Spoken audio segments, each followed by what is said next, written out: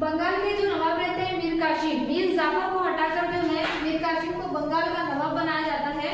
लेकिन होता ये है कि जो मीर कासिम होते हैं वो बंगाल में एक स्वतंत्र नवाब की तरह काम करना चाहते हैं, ठीक है। तो इसी वजह से 1764 ईस्वी में बक्सर का युद्ध होता है।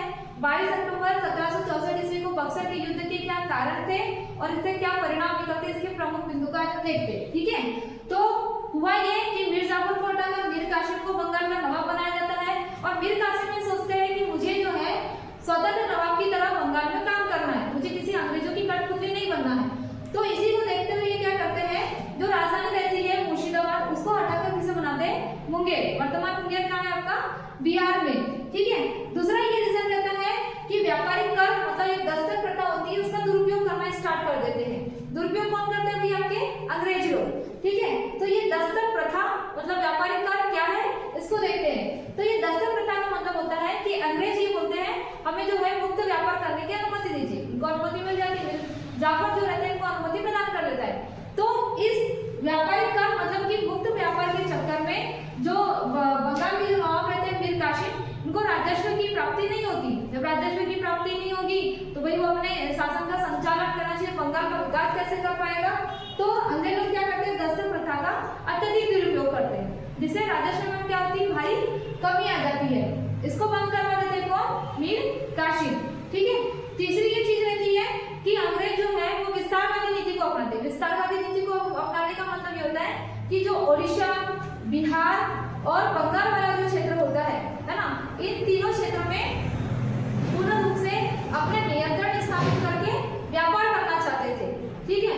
इस वजह से कहना चाहिए मीर कासिम को ये तीनों चीजें प्रभावित कर रही थी, है ना। कुल मिला के जो बंगाल मुख्य रूप से प्रभावित हो रहा था अंग्रेजों की विस्तारवादी नीति के कारण। लेकिन बंगाल में आपका बिहार भी आता था और ओडिशा वाला राज्य भी आता था, ठीक है। उस टाइम पे वह ये कि जब 1764 में बक्सर का युद्ध होता है किसके बीच में, अंग्रेज और मूल रूप से बंगाल के जो नवाब रहते हैं मीर कासिम। लेकिन मीर कासिम जो है उसकी छोटी सेना होती है तो वह अपनी सेना को बढ़ाने के लिए दूसरे जो नवाब रहते हैं या कहना चाहिए दूसरे जो क्षेत्र होते हैं उनसे संबंध स्थापित करते हैं, ठीक है। तो एक संयुक्त सेना का गठन करते हैं। मीर कासिम बंगाल के, शाह आलम द्वितीय मुगल सम्राट रहते हैं और अवध के जो नवाब रहते हैं वो रहते हैं आपके सुजाउद्दौला, ठीक है। इनकी संयुक्त सेना लड़ती है। अंग्रेज अधिकारी जो प्रमुख रहते हैं हेक्टर मुनरो, इनके बीच में युद्ध होता है। इस युद्ध का परिणाम यह होता है कि अंग्रेजों की निर्णायक जीत होती है। निर्णायक जीत का मतलब 1757 में जब पलाशी का युद्ध हुआ था उसमें उनकी सैनिक क्षमता दिखाई दी थी, है ना। लेकिन इस युद्ध के तहत ना केवल ये व्यापार करने की, क्योंकि व्यापार करने आए थे तो व्यापारिक संस्था के स्थान पर ये राजनीतिक संस्था के रूप में या कहना चाहिए भारत में मूल रूप से शासन करना स्टार्ट कर देते। कब, 1764 के युद्ध के पश्चात, ठीक है। इसी के तहत शाह आलम द्वितीय जो मुगल सम्राट रहते हैं उनके साथ 1765 ईस्वी में इलाहाबाद की संधि होती है।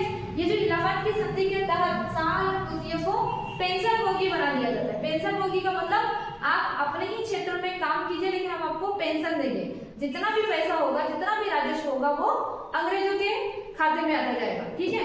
तो ये इलाहाबाद की संधि होती है, मतलब मुगल सम्राट जो रहते हैं वो पूरे के पूरे कमजोर हो जाते हैं, हाँ, पेंशन होगी।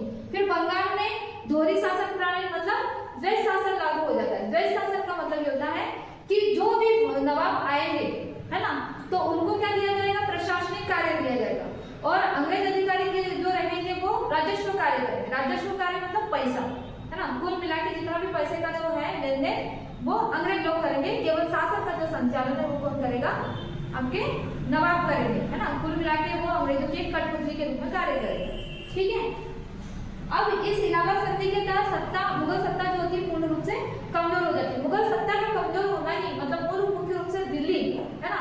जब आप दिल्ली में ही बैठ जाओगे तो इसका मतलब कि आप पूरे भारत पर जो है शासन कर सकते हो। इसी के तहत जो है इस परिणाम के तहत मतलब कुल मिलाकर बक्सर युद्ध के तहत ही अंग्रेज जो है भारत पर शासन करना स्टार्ट कर देते, ठीक है। तो ये बक्सर युद्ध के क्या कारण थे और इसके क्या परिणाम निकले और ये कब हुआ था, है ना, ये पूछता है। देन सबसे ज्यादा इंपॉर्टेंट है कि बक्सर का जो युद्ध है वो 1764 ईस्वी में 22 अक्टूबर 1764 ईस्वी में हुआ था और ये दस्तक प्रथा क्या होती है, ठीक है। Thank you.